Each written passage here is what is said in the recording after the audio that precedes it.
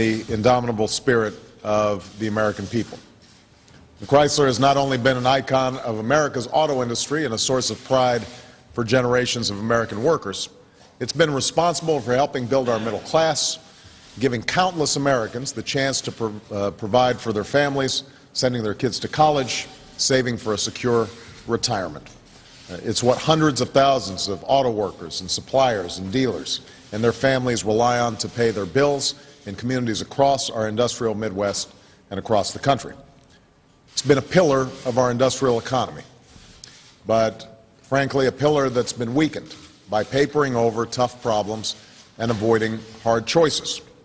For too long, Chrysler moved too slowly to adapt to the future, designing and building cars that were less popular, less reliable, and less fuel efficient than foreign competitors.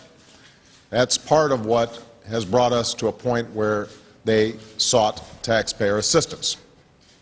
But, as I've said from the start, we simply cannot keep this company or any company afloat on an endless supply of tax dollars. My job as president is to ensure that if tax dollars are being put on the line, they are being invested in a real fix that will make Chrysler more competitive. That's why I rejected the original restructuring plan that Chrysler offered last month. It was clear that if we put tax dollars in that plan, it would be a bad deal for American taxpayers and would not put the company on a viable path.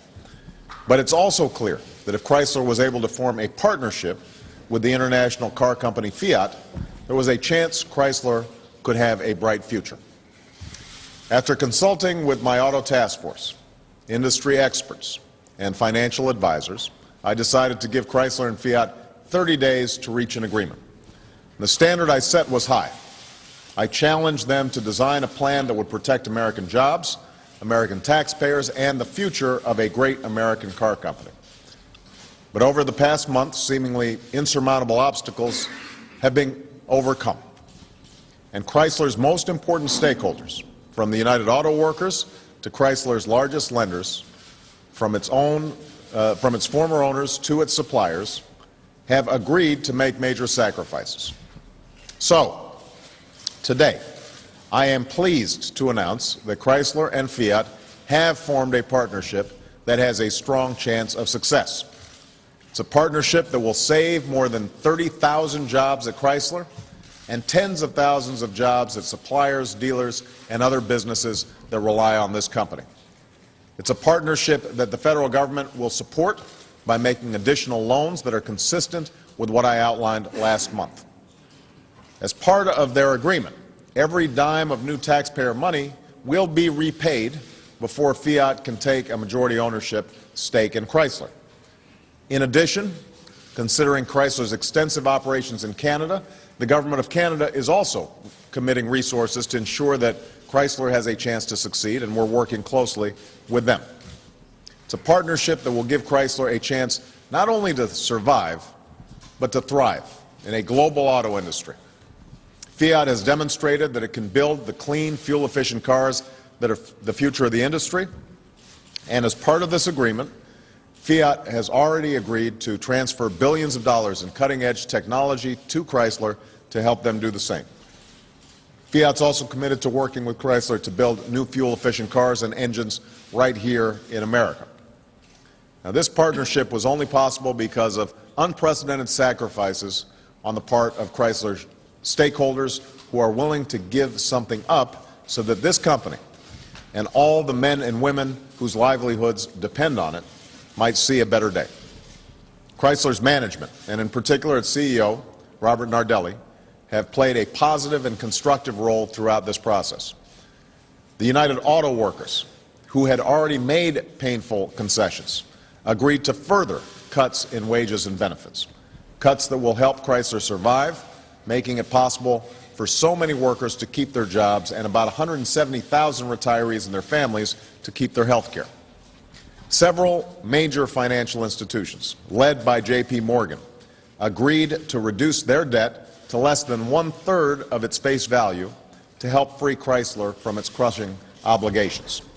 The German automaker, Daimler, agreed to give up its stake in Chrysler and contribute to the company's pension plan, further easing Chrysler's financial burden. And countless Americans across our country will be making major sacrifices as well as a result of plans to consolidate dealers, brands, and product lines. Now, while many stakeholders made sacrifices and worked constructively, I have to tell you some did not. In particular, a group of investment firms and hedge funds decided to hold out for the prospect of an unjustified taxpayer-funded bailout. They were hoping that everybody else would make sacrifices and they would have to make none. Some demanded twice the return that other lenders were getting. I don't stand with them. I stand with Chrysler's employees and their families and communities. I stand with Chrysler's management, its dealers, and its suppliers. I stand with the millions of Americans who own and want to buy Chrysler cars. I don't stand with those who held out when everybody else is making sacrifices. And that's why I'm supporting Chrysler's plans to use our bankruptcy laws to clear away its remaining obligations so the company can get back on its feet and onto a path of success. Now, no one should be confused about what a bankruptcy process means. This is not a sign of weakness, but rather one more step on a clearly charted path to Chrysler's revival. Because of the fact that the UAW and many of the banks, the biggest stakeholders in this whole process, have already aligned, have already agreed, this process will be quick. It will be efficient. It's designed to deal with those last few holdouts, and it will be controlled. It will not disrupt the lives of the people who work at Chrysler or live in communities that depend on it. And it will not affect the ability of American consumers to buy a Chrysler or to get it serviced and repaired. It's a process that has the full support of Chrysler's key stakeholders and the full backing of the United States government. And I have every confidence that Chrysler will emerge from this process stronger and more competitive. I know that there are some who will insist that bankruptcy, even for these limited purposes, is a step that should not have been taken. But it was unsustainable to let enormous liabilities remain on Chrysler's books, and it was unacceptable to let a small group of speculators endanger Chrysler's future by refusing to sacrifice like everyone else. So I recognize that the path we're taking is hard, but as is often the case, the hard path is the right one. The path we're taking also involves steps to shore up financing, because we cannot have viable car companies without strong car financing companies. It's now clear that Chrysler Financial, the institution that finances Chrysler's cars and dealers, would on its own require an unacceptably large stream of taxpayer money to remain viable. That's something I refuse to provide. And that is why, as part of this agreement, GMAC, an independent bank holding company that finances General Motors, has agreed to finance new Chrysler sales. We will be providing additional capital to GMAC to help unlock our frozen credit markets and free up lending so that consumers can get auto loans and dealers can finance their inventories, a measure that will help stabilize not only our auto market, but the broader economy as well. And tomorrow, the Small Business Administration will be announcing it is expanding eligibility for some loans to include more suppliers and dealers, including RV dealers. So these are some of the steps that we're taking to make it easier for Americans to buy a car. If you are considering buying a car, I hope it will be an American car.